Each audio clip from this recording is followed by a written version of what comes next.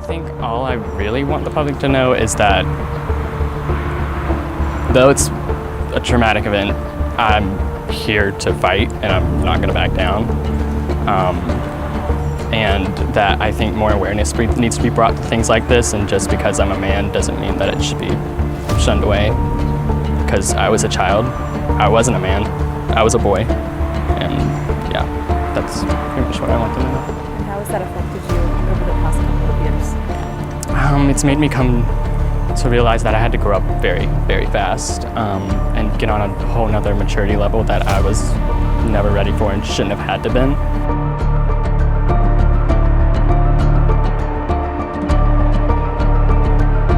So welcome back to the Dark Underbelly. This is a rare opportunity for you to, again on this channel, hear from a young man who was sexually abused as a boy by an adult woman, a teacher nonetheless, Nicole Callaham in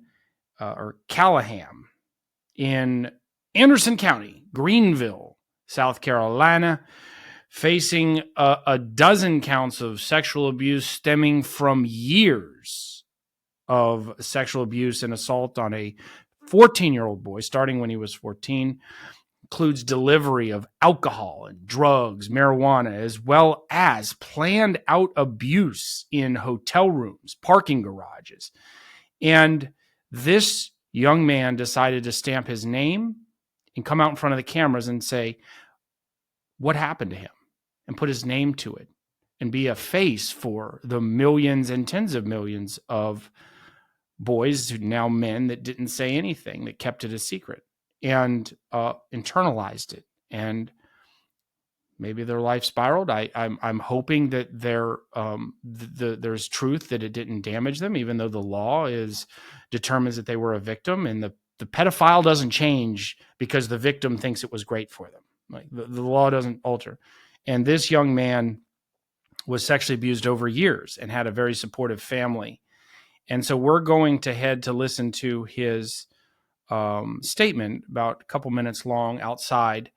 Normally we don't get to hear this. This is why the Stepsons for Heather Reyes was so rare, to get to hear men and boys clearly spell out how ridiculous it is and insane and egregious it is for society to normalize this pedophilia and this type of criminal behavior, and for them to step forward and say, here is why the law makes me a victim. Here's why I want to be a victim, and I want justice for myself and the millions of others that don't get justice for themselves. So we're going to listen to this. Inside the courtroom, while this was going on, you saw a smiling and laughing Nicole Callaham. She knows. I mean, she's a teacher. She sexually abused this kid for years. She knew she ain't going to get hurt in prison. She knows she probably ain't going to face any prison time and jail time. And even if she does, she ain't going to have to worry about the shank to the throat or the dangerous environment that she would encounter in prison. She's going to probably be filled with a lot of other female offenders that call her a victim, and then probably point to this kid and say, how dare could that kid have the audacity to report this crime? How dare him? How can you forgive him? You need to hold the grudge that you molested a boy, and you should hold the grudge that he had the courage and the balls to come forward and say that he was a victim and cooperate with investigators. So this is a truly fascinating and brave person in this channel's mind, here on the Dark Underbelly. One of the bravest victims that we have ever read about or observed in Anderson County, Greenville, South Carolina. Let's take a listen to the victim in the case of Nicole Callaham. I think all I really want the public to know is that though it's a traumatic event, I'm here to fight and I'm not going to back down. And that I think more awareness needs to be brought to things like this, and just because I'm a man doesn't mean that it should be shunned away. Because I was a child, I wasn't a man, I was a boy. What a concept for someone to come forward and say that, hey, all you people joking about there, I wasn't an adult, I wasn't a man, I was a child, I was a boy.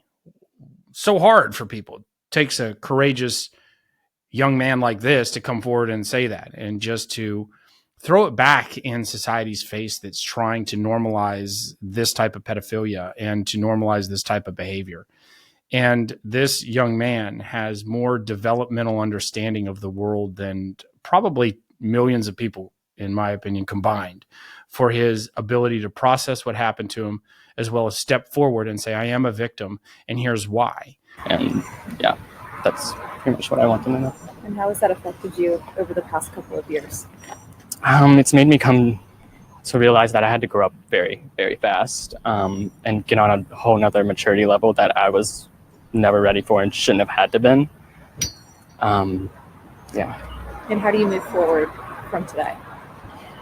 I think I'm really able to move forward today because seeing it in person made it feel more real, and it feels like a weight lifted off of me. And I don't really think I would have been able to move on if it weren't for the support from family and loved ones, and being able to come out about it and be comfortable talking about it and fighting for my... Oh, so you're telling me that your family wasn't like high-fiving you and saying, congratulations, that's my boy, great job. You're telling me that your family actually did what millions and tens of millions of dads and families don't do, which is they helped you and they told you, we got to report this, and they supported you and they surrounded you with love. They didn't just coldly high five, oh, that should have been good for you, boy. Power back. And right. For people, because you hung on until you were 18. Yes. For other victims who are still holding on to that, what could you urge for those people? By the tens of millions?